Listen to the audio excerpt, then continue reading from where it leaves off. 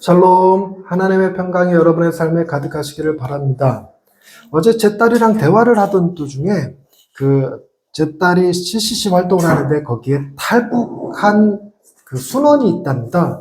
근데 그 순원이 그런 고백을 하더래요. 보통 탈북한 사람들도 북한에 있는 사람들하고 소통할 수 있는 창구가 있답니다. 부록을 통해서 연락을 주고받고 하는데 그 자매는 북한에 있는 가족들하고 연락할 방법이 없어서 탈북한 이후로 한 번도 연락을 주고받지 못했대요. 그러니까 부모님이 잘 계시는지, 그리고 부모님 역시 자기 딸이 탈북에 성공했는지 못했는지 알지 못한 채로 지금 살아가고 있다고 합니다. 근데 그 얘기를 듣는데 마음이 많이 아프더라고요. 저는 상상해 봤습니다. 제가 제 딸아이를 연락이 두절된 채로 3년 이상 살아야 된다?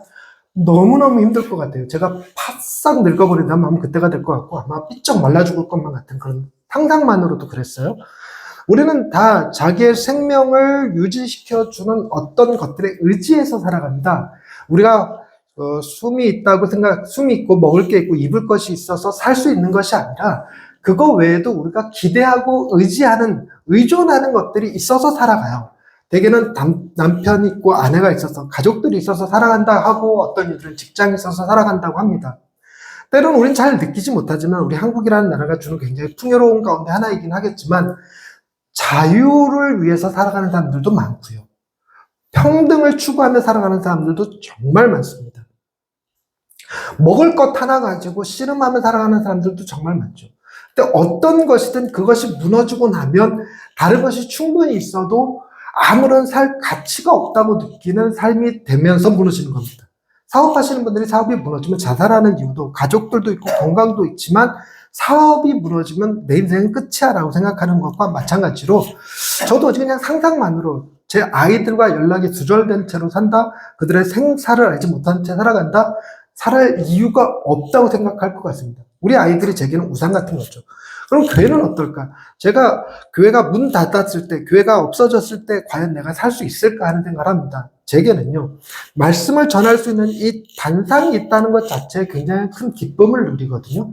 제가 여태까지 전도사를 하면서부터 지금까지 쭉 사역을 하면서 이 단상이 없어서 설교를 못 해본 적이 한 번 있었습니다. 언제였냐면, 전임 사역을 다른 교회로 옮기는 동안 공백이 한 달이 생겼어요. 그래서 4주 동안 설교할 자리가 없었는데 그 중에 3주는 친구네 교회에 가서 설교를 할 수 있었습니다. 친구가 이제 설교를 부탁해서 가서 할 수 있었는데 딱 한 주 어디 갈 데도 없고 불러주는 데도 없고 설교할 데가 없는 거죠.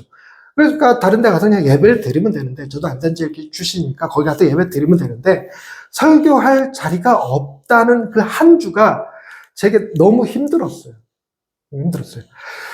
그걸 놓고 생각해 보면 제가 개척하고 나서 지금까지 여러분들과 함께 매주 이 재단을 지키고 있는데 이렇게 설교할 수 있는 자리가 있다는 것이 제게 굉장히 큰 축복입니다. 제가 몸이 건강한 사람이 아닌데도 불구하고 놀랍게도 병원에 입원하느라 예배를 못 드리는 일은 여태까지 없었어요. 제가 외국에 나가는 일이 있어서 못 드린 적은 있었어도 그래서 이게 되게 큰 은혜가 제게 있다. 이 예한교회가 제게 주는 큰 은혜다라는 생각을 갖습니다. 그런데 이 교회가 없어지고 제가 어디 가서 사역할 때도 없고 설교할 때도 없고 목사님들 보니까 그 중간에 공백기를 한 1년씩 겪는 분들을 많이 봤거든요. 그러니까 이제 다른 사역을 펼치기까지 선교사를 준비를 하던 새로운 교회를 담임을 하던 개척을 하던 한 1년씩 공백기를 갔는데 대개도 그 공백기가 온다 생각하면 되게 힘들 것 같은 생각이 들더라고요. 너무나 힘들 것 같아요. 그러니까 제게는 하나님을 의존하고 하나님만을 믿음으로써 살아갈 수 있는 힘이 조금 부족하다는 사실을 내 안에서 발견하는 겁니다.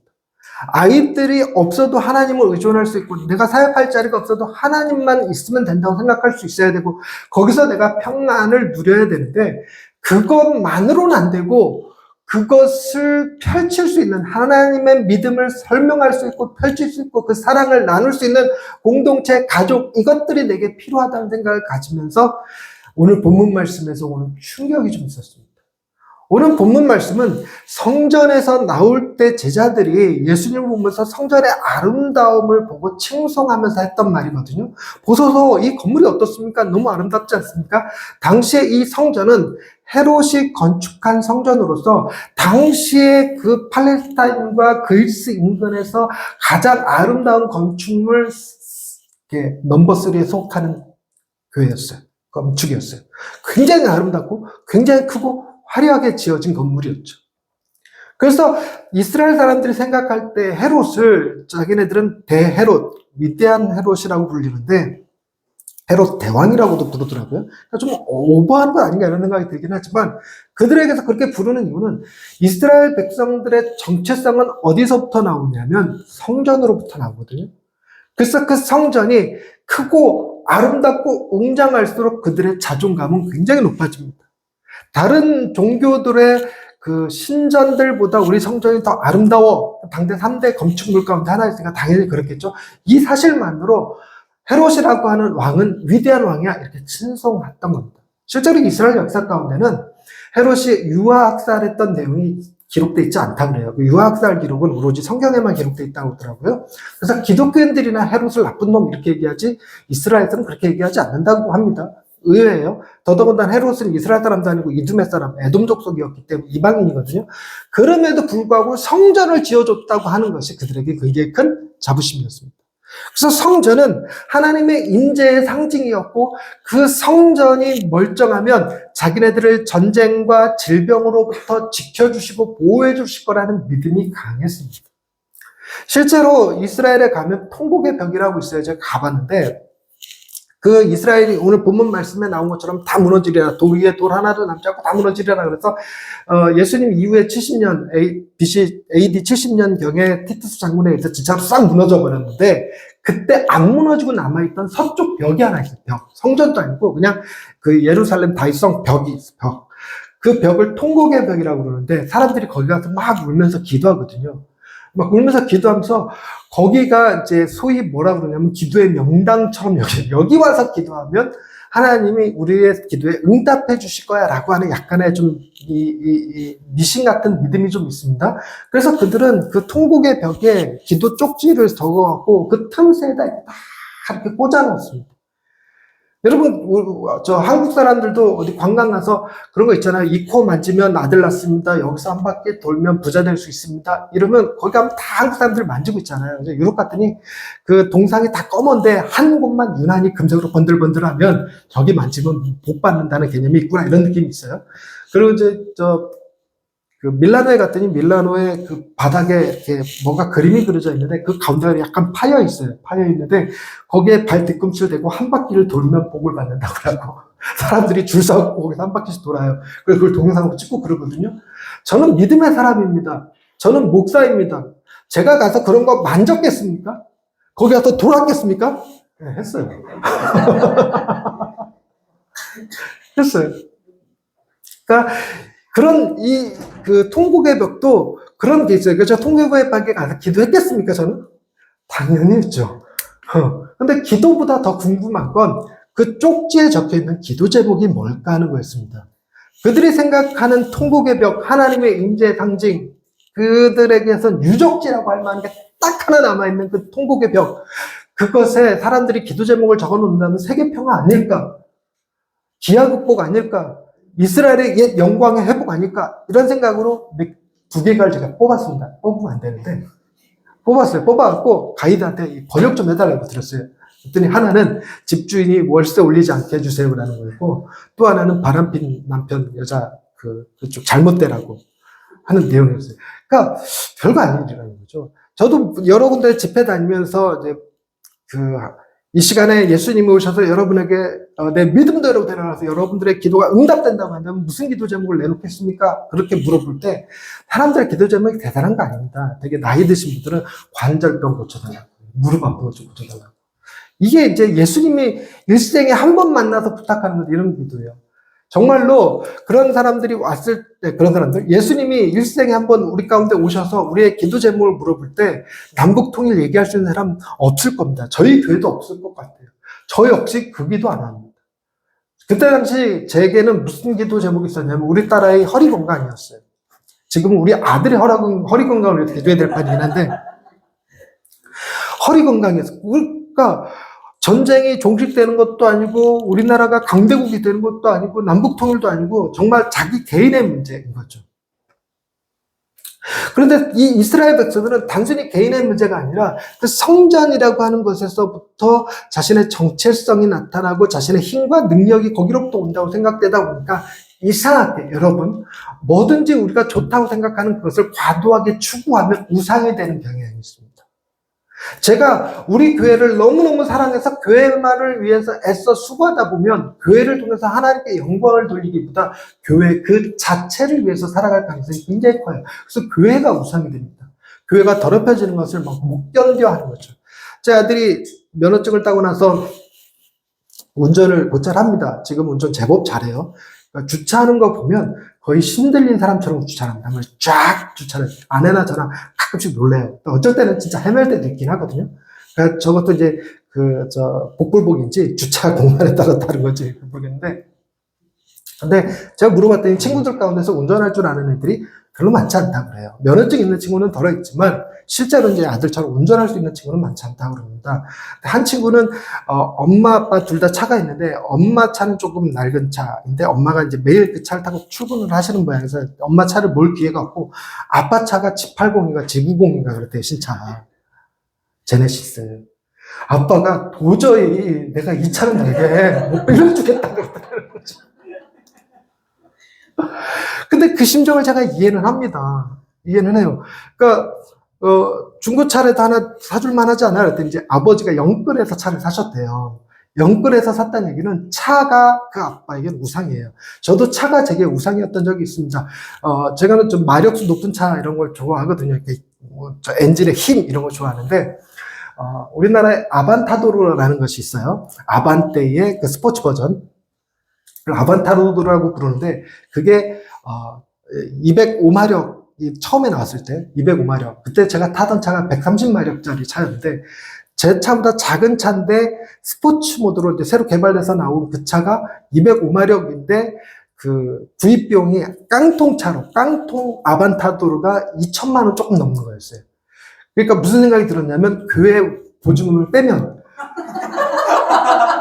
그 돈으로 아반타도르를 살 수 있겠더라고요. 그러니까 영끌했다는 게 그런 거거든요. 그러니까 저도 영끌해서 자동차 사고 싶어요. 근데 그렇게 해서 제가 차를 샀으면 우리 아들 연수 안 시켜줬죠. 그래서 그 아버지의 마음이 이해가 됩니다. 그러니까 뭐든지 과도하게 추구하면 가족들보다 더 중요한 게 차가 돼요. 차. 그래서 뭐 심지어 어떤 아빠는 차에 탈 때 신발 벗고 타라고 그러는 아빠들도 있다고 그러던데 우리 아들이 묻습니다. 아빠는 왜 손세차 안 해? 손세차 하려고 이제 시도해 봤어요. 저도 차를 좋아하는 사람이니까. 근데 기본 그 초기 비용이 비싸더라고요. 각종 세제에 뭐 소래 이런 걸 살려면 몇십만 원이 들어가더라고요. 게다가 손세차장 가서 그 이용료 하는 거, 이용료도 5만 원권, 뭐 10만 원권 이런 걸 끊어서 이제 카드처럼 쓰던데, 카드를 한번 사서 해본 적은 있습니다. 근데 와, 이 초기 비용이 너무 만만치 않게 들어가서 포기를 했습니다. 그래서 지금 그냥 주유소에서 이렇게 자동세차 이거 하는데, 저도 세차 샀으면, 제가 G80 샀으면, 자동세차장 들어가겠습니까? 어떻게든 설교 준비는 안 할지언정 세차는 하겠죠. 그러니까 그런 걸 우상이라고 부릅니다. 그런 걸 우상. 이스라엘 백성들에게 그 우상화되어 있는 게 성전이었습니다. 우리가 지난 시간에 과부의 두 랩돈에 대한 이야기를 나눴습니다. 과부의 두 랩돈도 그 헌금의 용도가 뭐였냐면 성전 완공이었어요. 성전이 아직 완성된 게 아니거든요. 계속 지어져 가고 있는 상태였는데 그 짓는 데 필요한 돈을 헌금으로 이렇게 모으고 이제 인두세 같은 걸로 모으고 이렇게 하는 거예요. 근데 그게 계속 필요했어요.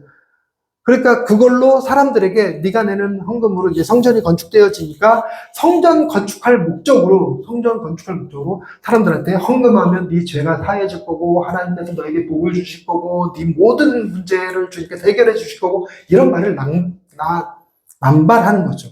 실제로 역사 가운데 이게 재현됐던 적이 있었습니다. 십자군 전쟁 때 면죄부라는 걸 팔았죠. 베드로 대성당 때 십자군 전쟁 때 면죄부를 팔았는데 말이 두 개의 사건이 겹쳤습니다. 십자군 전쟁 때 십자군 전쟁에 참여하기만 하면 모든 죄가 다 사함받는다. 그래서 인류의 그 암흑 가운데 흑역사 가운데 하나가 십자군 전쟁인데 그 이후에도 유럽에서 베드로 대성당 짓는데 필요한 돈을 필요로 하니까 사람들에게 그 면죄부라는 걸 받았는데 네가 헌금해서 면죄부를 사게 되면 연옥에 계신 네 부모님이 바로 천국에 들어갈 거야. 헌금함에 동전이 딱 떨어지기가 무섭게 뗄랑 뿅 하고 이렇게 천국 간다. 이런 얘기를 하도 많이 해갖고 사람들이 면죄부를 샀어요. 그러니까 그들에게는 하나님의 영광, 하나님의 능력보다 하나님의 아름다우심보다 더 중요한 것들이 다른 데 있었던 거죠. 베드로 대성당이 하나님보다 중요했고, 저 같은 경우는 뭐 자동차가 그런 거가 될 거고, 사람마다 다 그게 있습니다. 사람마다 다 그게 있죠. 여성분들은 피부가 될 거고, 외모가 될 거고, 뭐 미용실에서 머리 하고 나서 뭐 사람들이 어우 예뻐 그래도 한 사람만 어디서 했는데 그 모양이야. 그러는 순간에 온갖 슬픔과 걱정과 고통과 스트레스는 다 끌어안고 살아가잖아요. 잠을 못 자요, 씩씩거리느라고. 그러니까 그 정도로 사람들이 특정한 것에 평강을 뺏겨버리는데, 이스라엘 백성들에게 있어서 이 성전이 무너진다라고 하는 것은 어마어마한 충격이에요. 그것은 곧 지구의 종말과 같은 개념입니다. 지구의 종말과 같은 개념. 그래서 제자들이 묻습니다. 언제 이런 일이 있겠습니까? 하고 물어요. 3절 말씀, 예수께서 감난산에서 성전을 마주대하여 앉으셨을 때에 베드로와 야고보와 요한과 안드레가 조용히 묻되 우리에게 이루소서 어느 때에 이런 일이 있겠사오며 이 모든 일이 이루어지려 할 때 무슨 징조가 있사오리까? 라고 물어요. 언제 성전이 무너지냐? 지금으로부터 3, 40년 후면 무너진다. 이렇게 대답하시는 것이 아니라 그분의 대답은 정말 지구의 종말과 같은 분위기를 띠는 대답을 쭉 하셔요. 그러니까 그들에게는 성전에 무너지는 것은 곧 종말과 같은 것이죠. 근데 이 성전은 되게 그 상징이 강한 겁니다. 하나님의 인재의 상징이기도 하지만 그들의 정체성과 맞물린 거죠. 우리나라 사람들의 정체성은 김치에 맞물려 있어서 한국 사람들 김치 못 먹게 한다거나 김치가 차오파이라고 중국 거라고 한다거나 이러면 막 승질 막 나잖아요. 아리랑이라는 노래가 우리나라 게 아니고 외국 거였는데 우리가 번안한 곡이다 이런 소리 들으면 그 사람 좀 테러 당할걸요? 그런 정도의 마음에 와닿는 건데 성전이 바로 그와 같다 보니까 하나님보다 성전에 더 큰 관심을 가졌어요. 그래서 그 성전을 아름답게 지을 수만 있다면 이방인의 뜰에서 장사하는 것쯤은 아무 문제 안 되는 거예요. 예수님께서 그 이방인의 뜰에서 장사하는 이들을 다 내어 쫓으셨을 때 그들의 마음속에 든 생각은 무엇이냐면 이 성전을 지키기 위해서라도 예수는 죽여버려야 된다고 생각할 정도였어요. 하나님의 아들을, 그 성전의 주인이신 분을 성전을 지키기 위해서 죽여버린다? 이게 이 당시에 성전에 향한 우상이었습니다.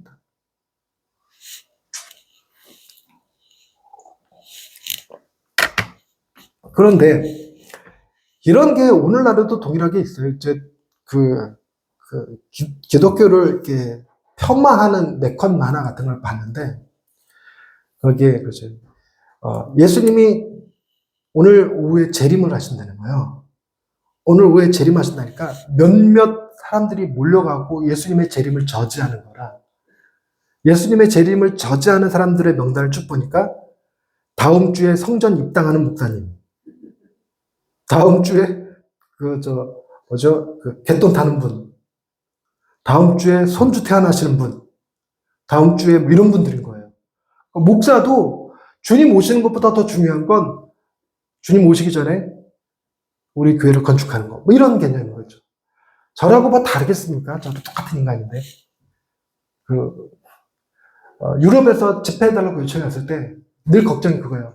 야, 집회 가기 전에 주님 오시면 어쩌지? 이런 겁니다. 우리 아들 그럴걸요? 우리 아들 이제 1월 달에 스위스로 단기 선교로 갑니다. 이렇게 기도 편지 나눠줄 거예요. 계좌번호 적혀 있는 걸로 나눠드릴 겁니다. 성령의 감동을 받을지어다. 근데 내년 1월에 오기 전에 오늘 주님이 와버린다? 제 통 찾아 들고 갈걸요? 우리의 마음이 그래요. 우리의 마음이 주님을 사랑한다 하지만 주님보다 더 사랑하는 것들이 이 가운데 이 성전처럼 남아있는 겁니다. 근데 예수님은 이 말씀을 하실 때 다양한 이 세상의 징조들, 우리가 딱 읽자마자 무섭게 느껴지는 난리의 소문들, 이런 것들이 끝도 아니고 지진도 일어나고 재난도 있고 이런 것들을 듣는데 이 이야기를 하실 타이밍이 언제냐면 우리가 이후에 불과 얼마 안 지나서 14장에 가서 예수님이 잡히셔요. 잡히시고 재판받으시고 15장에 가서 십자가에 달려 돌아가십니다. 그러니까 예수님이 십자가에 달려 돌아가시기 얼마 전이란 얘기예요. 예수님의 십자가 사건이 예수님이 예루살렘에 3번 올라가신 다음에 마지막 올라가셨을 텐데 이때가 이 마지막이에요. 예수님이 마지막에 예루살렘에 올라가셔서 성전에서 사역하시던 그때에 예수님은 그곳이 자신이 죽을 곳이고 곧 있으면 죽는다는 것을 제자들에게 여러 번에 걸쳐서 3번에 걸쳐서 그분의 죽음에 대해서 알려주셨는데 제자들은 주님이 지금 이곳에서 사역하시는 것이 그의 죽음을 준비하시는 거라는 사실을 잊은 채 성전의 아름다움에 매료가 버린 거예요. 예수님에 대한 걱정이 아니라 성전에 대한 자랑이 있는 거죠. 그리고 그거 무너진다 그러니까 예수님이 돌아가시는 것보다 더 중요한 건 이건 무너지니까 세상이 무너지는 것처럼 느끼는 겁니다. 여러분, 우리도 건강 잃어버리면 주님이 여전히 나 사랑하고 계시는데 세상 무너지는 것 같이 여기고, 우리에게도 뭐 자동차 하나 그거 못 샀다고 세상 무너지는 것 같이, 스위스 그거 못 갔다고 세상 무너지는 것 같이 여기고 살아가는 거, 우리의 신앙이 참 이 제자들과 비교해서 별반 다를 거 없고 더 비참한 상태라는 거예요. 그럼에도 불구하고 주님은 지금 어떤 걸 생각하고 계시냐면, 그들이 그렇게 당신의 죽음보다 성전의 아름다움에 더 매료돼갖고 이것이 무너지는 것이고 세상의 종말같이 여기는 그들에게 주님이 이런 일이 세상에 있다 할지라도 염려하지 말라고 얘기합니다. 13절 말씀입니다. 너희가 내 이름으로 말미암아 모든 사람에게 미움을 받을 것이나 끝까지 견디는 자는 구원을 받으리라. 구원의 약속을 주셔요. 구원의 약속. 여러분, 견디는 자가 구원을 받는 게 아닙니다. 죄 짓지 않은 자가 구원을 받는 거죠. 그러니까 죄 지은 사람은 맨날 견뎌봐야 지옥 가는 겁니다. 구원은 무엇으로 이루어지나요? 이후에 주님의 십자가 사건으로 이루어지는 거예요. 주님은 바로 이런 자들에게, 이런 믿음 없는 자들에게 주님이 견딜 수 있는 힘을 주시기 위하여 십자가를 지시는 거예요. 그것도 이 성전을 지키겠다고 하는 자들의 손에 붙잡혀서 성전 바깥으로 끌려나가서 영문 밖에서 주님이 달려 죽으십니다. 그로 인해서 우리는 성전을 바라볼 때 성전의 아름다움보다 먼저 십자가를 바라보고 십자가에 달리신 주님을 묵상하는 일이 가능해지게 했어요. 그리고 뿐만 아니라 더 놀라운 건 주님은 이 땅에 보이는 성전들이 다 무너질지라도 세상의 지구에 종말 같은 일이 정말 많이 일어나고 전쟁과 난리와 기근과 각종 자연재해가 벌어진다 할지라도 성전 그 자체는 새로운 개념으로 우리 안에 살아있게 했습니다. 그 성전이 뭔지 아시겠어요? 저와 여러분이 바로 그 하나님의 성전이라는 겁니다. 여러분, 보이기에는 제자들 눈에 헤롯의 성전이 아름답게 보이지만 그 아름다움 때문에 멸망합니다. 거기에 금 깔려있는 줄 알고 막 다 뒤집어 엎어버리거든요. 그래서 그것 때문에 멸망하는데 하나님은 그 아름다움을 사람들은 비춰보지 못할지라도 하나님은 보시는 방법을 우리 가운데 두셨어요. 여러분, 성전을 보면서 이건 무너지면 세상이 무너지는 것 같은 느낌으로 쳐다볼 때 하나님이 우리를 바라보실 때 그와 같이 바라보신다고. 네가 얼마나 소중한지, 네가 무너지는 것은 세상이 무너지는 거야. 내 세상이 무너지는 것과 같아. 이러면서 내가 너에게 견딜 수 있는 힘을 줄게. 당신의 아들을 십자가에 내어주심으로 그분에 대한 사랑과 그분에 대한 믿음을 우리 마음에 심어주셔서 우리 역시 여전히 세상의 엉뚱한 것에 시선을 빼앗긴 채 하나님보다 더 사랑하고 있지만 그것들이 무너진다고 해서 아주 우리 자신이 무너지지 않게 붙잡아 주셔요. 우리는 묘하게 그 견딜 힘을 받습니다. 견딜 힘을 받아요. 그런데 그 견딜 힘이요, 기본적으로 이런 겁니다. 재난이 임했을 때, 어려움이 임했을 때, 하다못해 우리 삶의 그 질병이라든가 사업의 실패라든가 이런 거 임했을 때 하나님을 향해 달려드는 사람과 하나님을 등지고 도망가는 사람의 차이가 나옵니다. 하나님을 향해 달려드는 사람은 하나님 앞에 엎드려서 계속 따져요. 묻습니다. 도대체 하나님 살아계신다면서, 나 사랑하신다면서 왜 이런 일이 생깁니까? 왜 이런 일이 생깁니까? 놀랍게도 하나님은 우리의 마음에 원망과 불평이 가득할지라도 품으셔서 끝내는 하나님 안에서 우리가 힘을 얻고 위로를 받고 새로운 눈을 뜨고 평강을 누리게 하신다는 거예요. 그럴 수 있는 힘, 그것은 감히 우리가 어떻게 하나님께 가겠습니까? 예수님께서 진짜 성전이신 자기의 몸을 십자가에 내어주심으로 그리고 깨어지심으로 하나님께 갈 수 있는 길을 열어주셨기 때문에 가능합니다. 여러분, 성전이 무너지면 어디로 갈까요? 성전이 무너지면 하나님께로 가십시오. 주님이 열어놓으신 그 길 따라 가십시오. 주님 붙들고 가십시오. 원망해도 괜찮습니다. 불평해도 괜찮습니다. 주님을 떠나지만 마시고 주님 앞에 엎드려 주님 앞에 나아가 견딜 수 있는 여러분들 되시길 바랍니다. 놀랍게도 하나님은 우리에게 그 힘을 주셔서 주님만이 우리 삶에 어디에서도 누리지 못하는 가장 안전하고 가장 평안한 견고한 성이 되어주셨습니다. 기도하십시다. 하나님, 우리는 우리 삶에 무너지면 안 될 것 같은 다양한 성벽들을 쌓고 살아갑니다. 건강, 부요함, 자녀들, 사업, 우리의 명예들, 이런 것들 중 어느 하나 무너지면 세상이 무너질 것 같이 괴롭고 힘든 마음이 듭니다. 그러나 그 모든 것보다 가장 높이 우리를 감싸고 있는 주님의 성벽을 볼 수 있게 주옵소서. 하나님께서 죽음으로부터 건져내시고 부활로 우리에게 증명하신 주님의 성벽은 그 어떤 것도 그 안에 있는 우리를 해할 수 없음을 믿고 그 안에서 견디는 자 되게 하셔서 주님이 주시는 구원의 즐거움을 모두 누리게 해 주옵소서. 세상이 전쟁과 난리와 재해로 두려움 가운데 많은 무서운 소식들이 들려진다 할지라도 우리 마음에 있는 평강이 뺏기진 않게 해 주옵소서. 주님께 감사드리며 예수님의 이름으로 기도드립니다. 아멘.